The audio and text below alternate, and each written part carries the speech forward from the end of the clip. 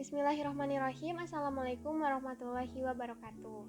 Kami dari kelompok 4 akan memaparkan materi mengenai mengimplementasi kegiatan kajian prosa fiksi bahasa Indonesia dalam membuktikan nilai-nilai moral, bahasa, dan budaya yang terkandung dalam suatu teks prosa fiksi secara kritis dan bertanggung jawab. Sebelumnya, kami mengucapkan terima kasih kepada Bapak Setiawan SPD MPD selaku dosen dari mata kuliah Apresiasi dan Kajian Prosa Fiksi Bahasa Indonesia yang telah memberikan kesempatan kepada kami, kelompok 4, untuk memaparkan materi ini.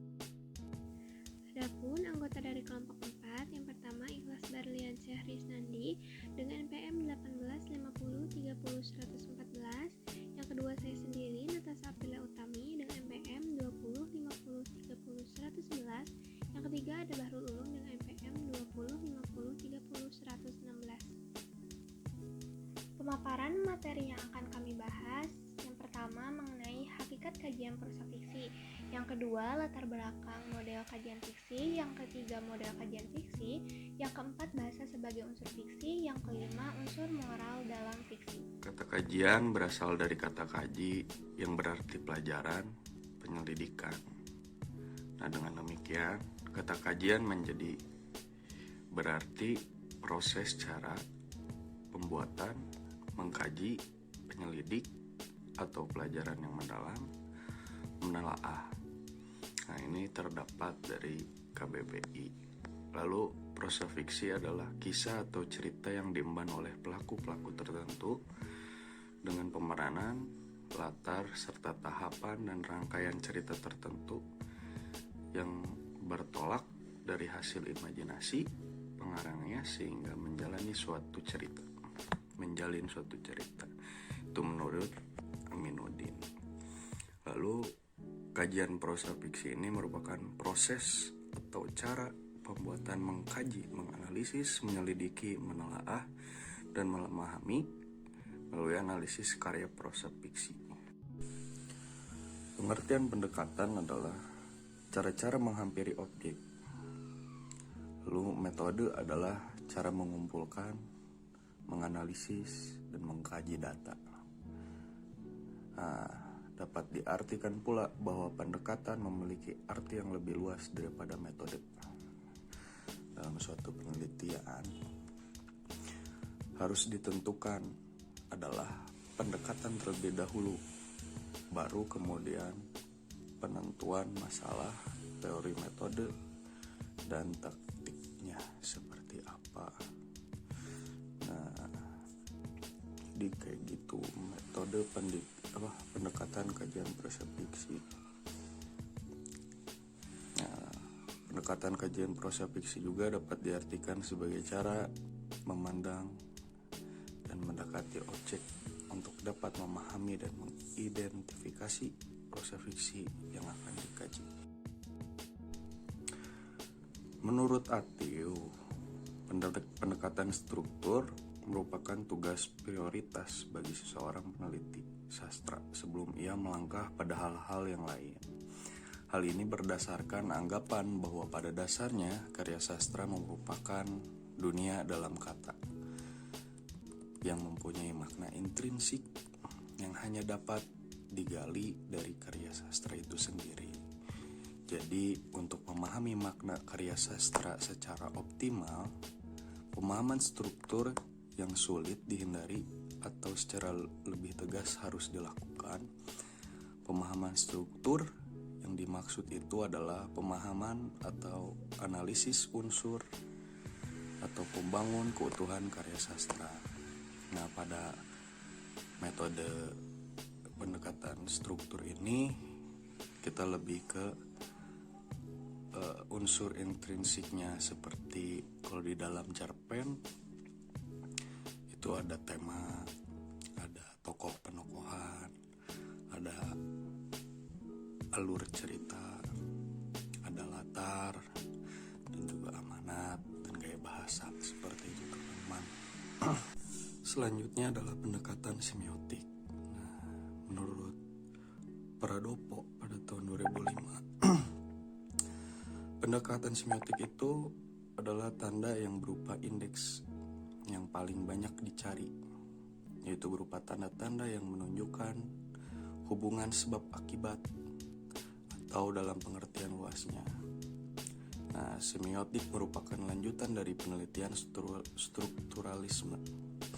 Hubungan antara semiotik dan strukturalisme adalah sebagai berikut. Semiotik digunakan untuk memberikan makna kepada tanda-tanda sesudah suatu penelitian struktural. Lalu, semiotik hanya dapat dilaksanakan melalui penelitian struktural yang memungkinkan kita menemukan tanda-tanda yang dapat memberikan makna. Nah, dalam pendekatan semiotik juga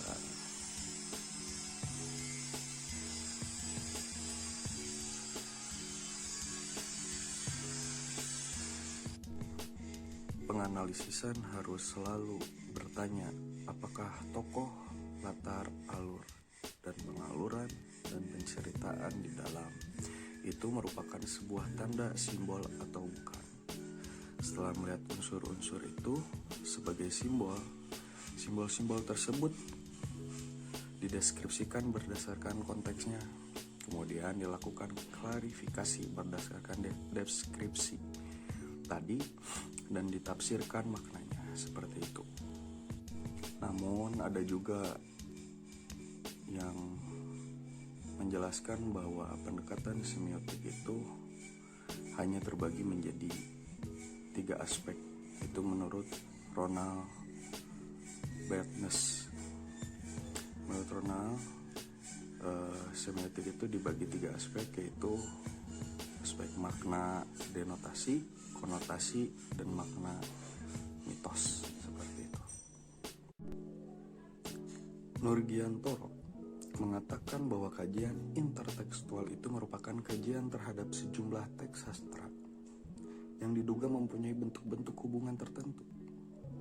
Nah, mengacu pada pendapat Nurgiantoro, dapat dikatakan bahwa kajian intertekstual itu mencakup sastra banding, yaitu studi hubungan antara dua kesusas untuk menentukan dari dua karya sastra. Itu hipogramnya. Maksudnya apa hipogram itu, Kang? Nah, hipogram itu adalah karya sastra yang pertama kali muncul. Jadi kita itu membandingkan, misalnya kita melihat karya puisi dari Chairil Anwar. Lalu ketika kita membaca itu, kita mendapatkan inspirasi untuk membuat karya yang ibaratnya itu sama dengan Chairil Anwar. Maksudnya sama itu bukan sama persis, tapi ada bagian-bagian atau pemikiran yang sama gitu. Nah, disitulah yang dikaji gitu. Siapa hipogramnya? Apakah karya kamu apa karya Chairil Anwar?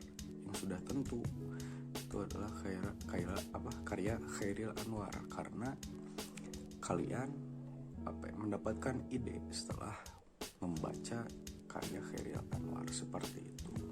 Nah, pendekatan dekonstruksi adalah upaya untuk mengkritisi secara radikal dan membongkar berbagai asumsi-asumsi dasar yang menopang pikiran dan keyakinan kita sendiri. Nah, dekonstruksi ini merupakan bentuk perwujudan teks lewat gramatologi yang dalam kehadirannya nanti memiliki ciri-ciri spesifik. Assalamualaikum warahmatullahi wabarakatuh. Baik, perkenalkan nama saya Bang Bulung, NPM 050301116, akan melanjutkan materi yang akan dijelaskan. Yang pertama, saya akan menjelaskan mengenai kajian historis biografis. Historiografi adalah kajian mengenai metode sejarawan dengan pengembangan sejarah sebagai disiplin ilmiah. Bentuknya berupa setiap karya sejarah mengenai topik tertentu. Historiografi tentang topik khusus melingkupi cara kerja sejarawan dalam mengkaji topik tersebut dengan menggunakan sumber, teknik, pendekatan teoritis tertentu. Historiografi merupakan hasil penelitian dari susunan kejadian masa lampau. Penyusunan historiografi dilakukan dengan memberikan imajinasi terhadap kejadian masa lampau. Tiap kejadian dibentuk melalui pengelolaan data yang telah diperoleh sebelumnya. Selanjutnya ada pendekatan filosofis. Filsafat moral merupakan kajian ilmu yang secara garis besar membahas tentang macam-macam teori etika. Dalam teori etika terdapat dua pembagian, diantaranya teleologis dan deontologis. Teori teleologis menentukan baik buruknya suatu tindakan dari baik buruknya akibat yang menjadi tujuannya. Filsafat ini merupakan etika atau moral, yaitu ilmu yang dipakai dalam menilai norma moral yang menjadi pegangan seseorang dalam mengatur tingkah laku. Selanjutnya ada kajian formalitas. Telaah ini berangkat dari dasar pikiran bahwa sastra itu terdiri dari bentuk dan isi. Yang dimaksud dengan bentuk ialah semua unsur yang dimanfaatkan untuk menyampaikan isi. Sementara itu, yang dimaksud dengan isi ialah segala hal yang terdapat di dalam bentuk. Bertolak dari pikiran itu, sasaran telaah lebih ditunjukkan kepada bagaimana bentuk karya sastra yang ditelaah tersebut dan apa yang hendak disampaikan oleh karya sastra yang bersangkutan. Selanjutnya ada kajian strukturalisme. Strukturalisme ini adalah sebuah metodologi dengan implikasi ideologis yang menyatukan semua ilmu ke dalam sistem keyakinan yang baru. Strukturalisme memuat nilai-nilai tertentu yang dapat dilihat dengan jelas. Dalam respon para strukturalis terhadap masalah epistemologi, khususnya dalam hubungan subjek manusia dengan sistem persepsi dari bahasa sendiri dengan dunia objektif. Itu menurut Schools tahun 1977. Lalu ada kajian psikologis. Kajian psikologis ini adalah salah satu cara untuk menikmati karya sastra dengan cara mengkaji psikologi sastra tersebut. Menurut Endra Suara tahun 2008-96, psikologi sastra adalah kajian sastra yang mengandung karya sebagai kreativitas kejiwaan. Pengarang akan menggunakan cipta, rasa dan dalam berkarya. Begitu pula pembaca dalam menanggapi karya juga tidak akan lepas dari kejiwaan masing-masing. Pendekatan psikologis adalah pendekatan yang bertolak dari asumsi bahwa karya sastra selalu saja membahas tentang peristiwa-peristiwa kehidupan manusia. Padahal psikologi sastra adalah analisis teks dengan mempertimbangkan relevansi dan peranan studi psikologis. Dengan memusatkan perhatian pada tokoh-tokoh, akan dapat dianalisis konflik batin yang mungkin saja bertentangan dengan teori psikologis. Selanjutnya, kita akan membahas mengenai kajian sosiologis. Teori sosiologi sastra ini digunakan dalam dua hal. Yang pertama, memahami aspek sosial novel-novel yang akan dikaji, terutama dalam usaha memahami potret dan latar belakang. Yang dimaksudkan potret dan latar belakang ini harusnya sesuai sosial ya, aspek sosial seperti novel-novel yang akan dikaji, misalnya termasuk tokoh-tokohnya yang bisa dikaitkan dengan realitas sosial. Yang kedua, dalam hal menentukan sejauh mana hubungan antara wacana novel dengan wacana sosial tertentu di masyarakat. Dengan kata lain, di mana posisi wacana sastra dalam konteks wacana sosial, yaitu pasti lebih luas. Secara sosiologis, nilai sastra Indonesia sejak awal kehadirannya menjadi arena atau gelanggang pengkonstruksian nilai budaya Indonesia. Lalu ada resepsi estetika. Estetika resepsi atau estetika yaitu merupakan ilmu keindahan yang didasarkan pada penerimaan atau persepsian dan tanggapan dari pembaca terhadap karya sastra. Sebuah karya sastra tidak dapat dilepaskan dari individu atau masyarakat yang meresepsi karya sastra tersebut. Lalu ada rekreatif. Yang dimaksud rekreatif adalah karya sastra ini memiliki manfaat untuk menghibur hati para penikmat dan pembacanya. Sastra jenis ini biasanya menampilkan kisah atau cerita yang bersifat hiburan atau netral tanpa ada dialektika tokoh protagonis dan antagonis. Beberapa contoh karya sastra hiburan diantaranya adalah drama komedi, tari-tarian, konser musik, sandiwara radio, dan lainnya. Yang terakhir, ada penghakiman, atau bisa kita bilang sebagai kritik. Kritik sastra ini dapat diartikan sebagai salah satu objek studi sastra, cabang ilmu sastra yang melakukan analisis, penafsiran, dan penilaian terhadap teks sastra sebagai karya seni. Sementara Abrams dalam pengkajian sastra tahun 2005 mendeskripsikan bahwa kritik sastra merupakan cabang ilmu yang berurusan dengan urusan klasifikasi, penerangan, dan penilaian karya sastra. Perkataan kritik dalam artinya yang tajam adalah penghakiman, dan dalam pengertian ini biasanya memberi corak pemakaian kita akan istilah itu, meskipun bilang kata itu dipergunakan dalam pengertian yang lebih luas. Cukup segitu aja yang bisa saya jelaskan. Selanjutnya saya serahkan kepada teman saya. Assalamualaikum warahmatullahi wabarakatuh. Selanjutnya mengenai bahasa sebagai unsur fiksi. Karena bahasa itu sebagai sarana pengungkapan sastra, yang fungsi utamanya itu sebagai fungsi komunikatif, dan fiksi itu adalah merupakan bagian dari sastra sebagai sarana bahasa dalam seni sastra itu, maka dapat dikatakan sebagai penyampaian sesuatu, mendialogkan sesuatu, dan sesuatu itu dapat dikomunikasikan hanya lewat bahasa. Bahasa sebagai unsur fiksi itu yang pertama dapat dikatakan sebagai sebuah fenomena. Karena orang itu masih ada yang menduga bahasa itu sebagai sebuah hipotesis yang perlu adanya pembuktian, mencoba untuk mengidentifikasi, mengkaji, dan dari itu pasti ditemukan sebuah rumusan dengan ciri yang berbeda-beda. Seperti yang dikemukakan oleh beberapa orang, bahasa itu ada yang mengandung unsur emotif dan bersifat konotatif. Lalu bahasa itu memiliki makna denotatif dan konotatif. Nah, dari itu perlu adanya sebuah pembuktian dan kesepakatan. Karena tidak mudah untuk mencirikan bahasa sastra kalau kita itu tidak mengakui eksistensinya. Jadi pentingnya untuk memiliki kesadaran dan pengakuan terhadap bahasa sastra itu untuk dipahami dan diterima dengan keadaan yang ada. Maka dari itu bahasa itu perlu diakui eksistensi keberadaannya, karena bahasa itu menunjukkan adanya sebuah fenomena. Yang kedua ada stil dan stilistika. Jadi stil itu dapat dikatakan sebagai gaya bahasa atau cara pengungkapan seorang pengarang dalam menyampaikan atau mengungkapkan sesuatu yang akan dikemukakannya.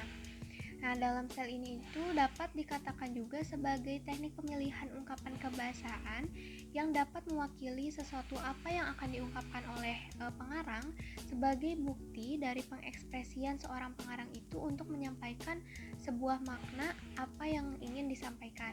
Sedangkan stilistika itu adalah kajian terhadap wujud performansi dari kebahasaan, khususnya dalam karya sastra.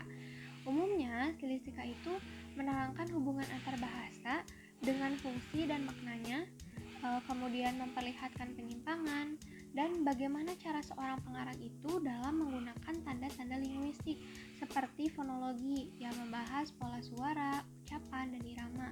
Yang kedua itu sintaksis yang membahas jenis struktur dalam kalimat. Yang ketiga itu leksikal seperti penggunaan kata abstrak atau konkret. Dan yang keempat itu penggunaan bahasa figuratif seperti bentuk permajasan. Nah, pentingnya dalam menganalisis stilistika itu karena kita dapat mengetahui karakteristik khusus dalam sebuah karya sastra. Yang ketiga ada stil dan nada. Karena stil ini merupakan pemilihan bentuk ungkapan yang akan disampaikan, dan stil ini akan membawa suasana dalam cerita yang dapat membangkitkan sebuah nada. Nah, nada ini merupakan ekspresi sikap pengarang terhadap masalah yang telah dikemukakan hingga berpengaruh terhadap pembaca. Dalam bahasa lisan itu, nada sebuah intonasi. Sedangkan dalam bahasa tulis, nada itu sangat ditentukan oleh kualitas stil. Oleh karena itu, stil adalah sebagai sarana dan nada itu sebagai tujuan. Artinya, stil itu dapat membangkitkan sebuah nada. Dalam ungkapan kebahasaan, mempergunakan pola intonasi dalam bentuk kalimat tertentu itu dapat membangkitkan kesan atau nada yang tertentu pula. Pembahasan selanjutnya mengenai unsur moral dalam fiksi. Yang pertama, pengertian dan hakikat moral. Menurut KBBI tahun 1994, moral itu adalah ajaran tentang baik buruk yang diterima umum mengenai perbuatan, sikap, kewajiban, akhlak, serta budi pekerti. Moral dalam karya sastra itu biasanya mencerminkan pandangan tentang nilai-nilai kebenaran pengarang yang bersangkutan. Dan itulah pengarang ingin menyampaikannya kepada para pembaca. Dan moral itu dapat dipandang sebagai sebuah amanat atau pesan. Dan pesan yang disampaikan dalam moral itu biasanya bersifat kodrati manusia. Yang kedua, jenis dan wujud pesan moral. Karena dalam karya fiksi itu pasti masing-masing mengandung pesan moral, dan pastinya terdapat jenis dan wujud pesan yang disampaikan. Jenisnya dapat berupa hubungan manusia dengan dirinya sendiri. Wujudnya itu berkaitan dengan individu itu sendiri atau kejiwaan individu itu. Contohnya seperti adanya rasa percaya diri, pantang menyerah, berpendirian teguh, berhati tulus, dan eksistensi diri, ataupun yang lainnya. Yang kedua, hubungan manusia dengan manusia lain terhadap lingkungannya. Wujudnya itu dapat melibatkan adanya suatu interaksi antar individu. Contohnya persahabatan, tolong-menolong, pemberi motivasi, pemberi nasihat, dan yang lainnya. Yang ketiga itu hubungan manusia dengan Tuhannya. Wujudnya dapat meliputi keimanan, bertawakal, dan bersyukur, atau yang lainnya. Mungkin sekian yang dapat kelompok kami sampaikan. Mohon maaf apabila terdapat kesalahan dan kekurangan dalam penyampaian materi ini. Terima kasih. Wassalamualaikum warahmatullahi wabarakatuh.